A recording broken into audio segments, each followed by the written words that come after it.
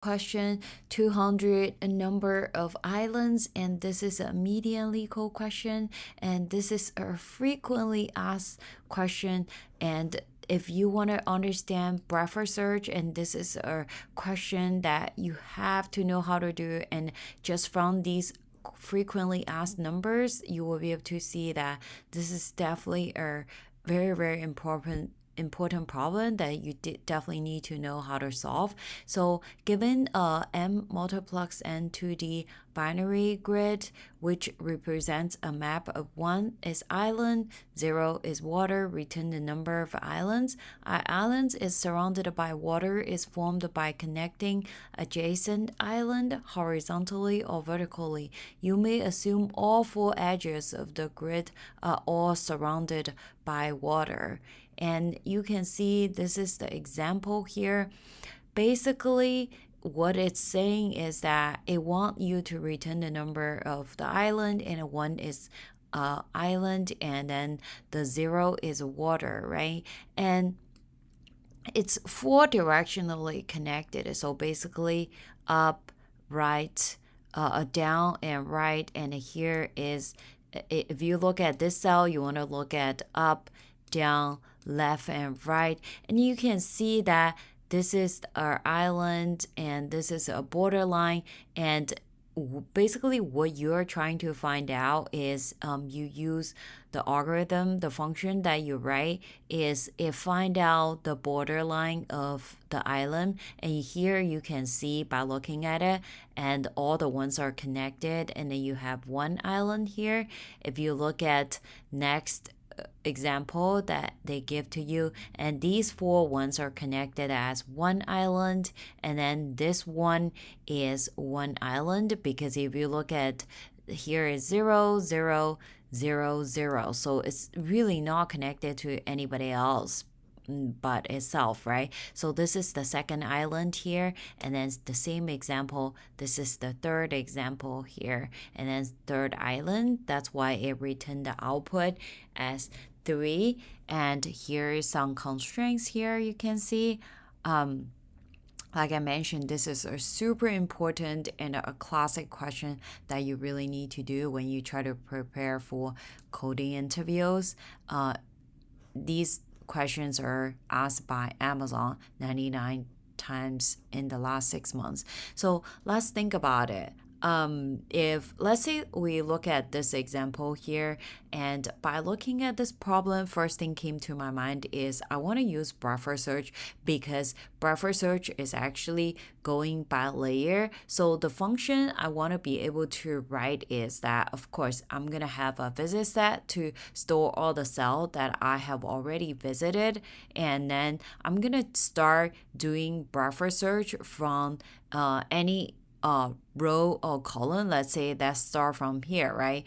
What I wanted to do is that I'm gonna append this row and column to the queue first, and this is kind of like formula for breadth search already. And then I want to expand this cell out for one layer down. And so basically I want to check this cell and this cell.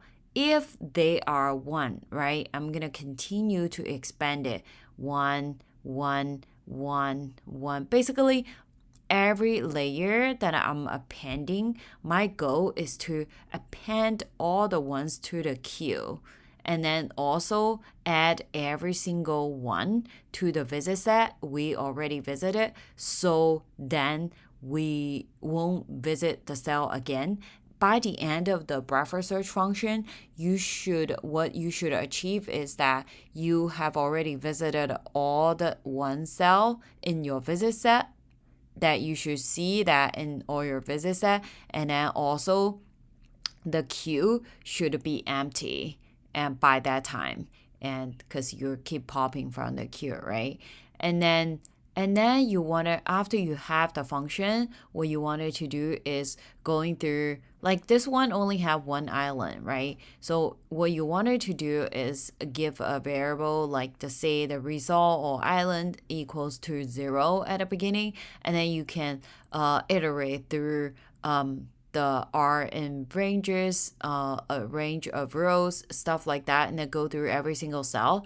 And then each time you go through the buffer search function is the count of your island. So basically, every time when you do a buffer search, you want to add 1 to the result count.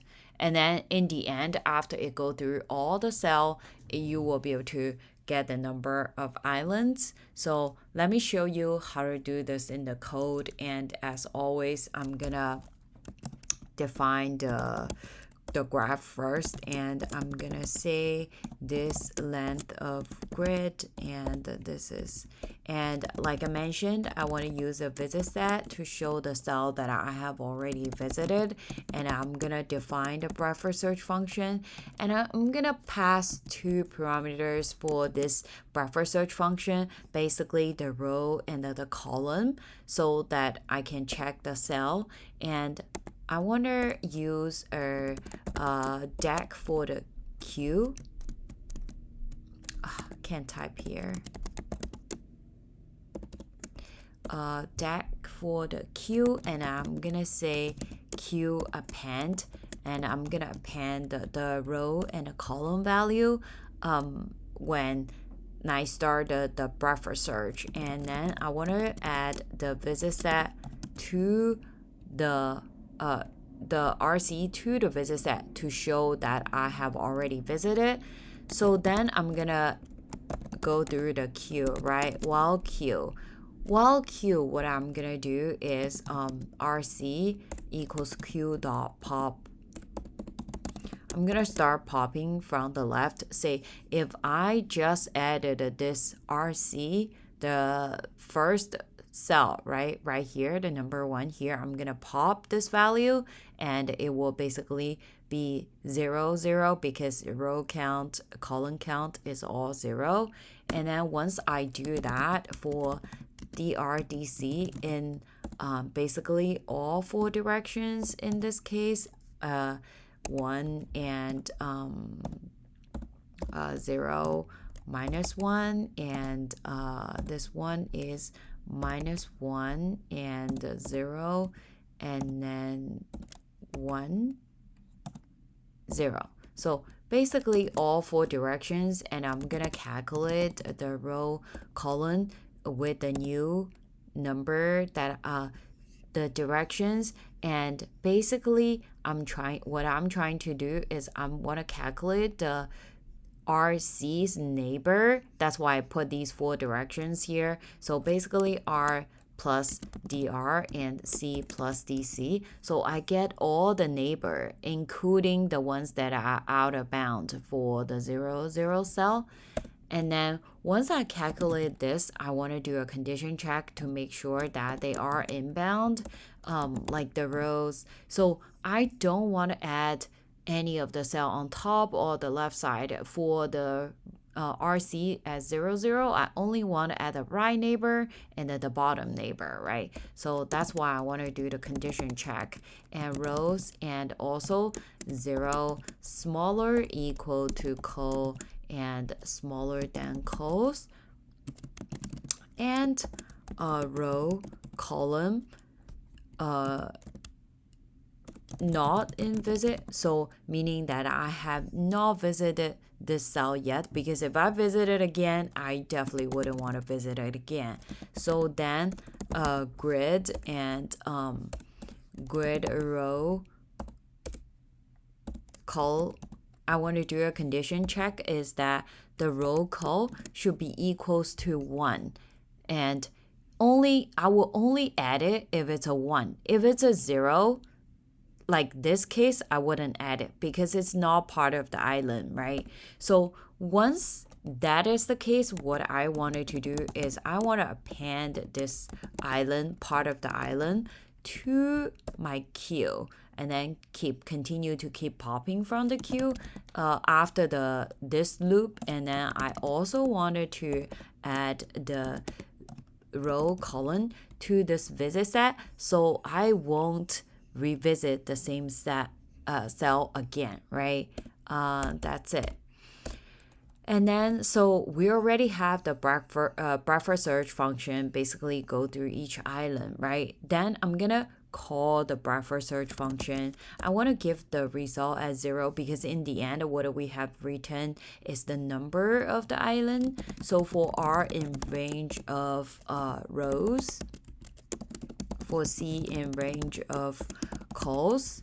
So I want to check that if the grid RC equals to 1 and basically meaning it's land. If it's land, I will do the buffer search on it. If it's not land, it's 0. I simply would ignore it. And RC not in visit.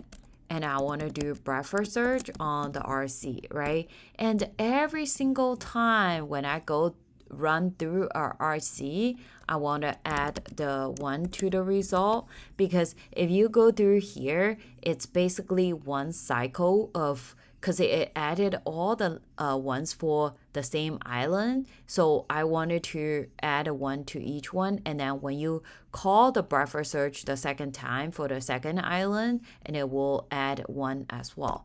And after the entire for loop, what I'm going to return is the result. So let's see if it go through here. Wrong answer.